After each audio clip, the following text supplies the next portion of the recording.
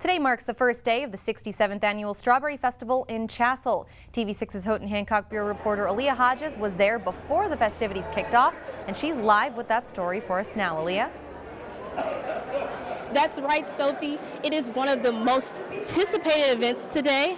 It is also one of the most tasty events in Houghton County.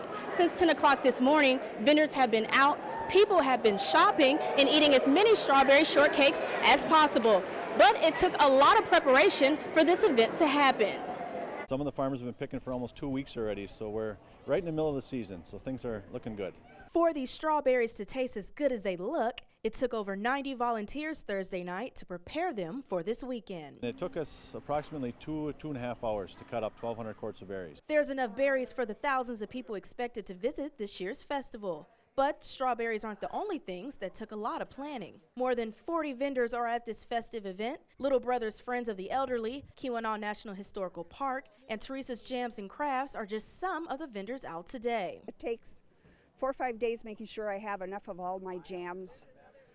And then it takes a good 2 hours to set up for the sales, so got to be ready. One of the most popular events for today is the Fish Boil Dinner, the Children's Festival Parade, and the pageant. Out of 12 young ladies across the Copper Country, one will be crowned this year's Strawberry Queen. I've come to the festival since I was a kid, and my first year in the pageant though, so it's going to be, I think, a fun year. With all this time and hard work put into preparation, volunteers and vendors are excited to see it all unfold this weekend. We're looking to have a large crowd again this year. It's everybody's favorite, and more people come home for Strawberry Festival than 4th of July.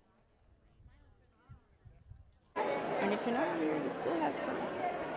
Well, there is a large crowd here indeed. And speaking of the Strawberry Festival's most popular events, the Children's Parade is happening right now here in the pavilion of the park.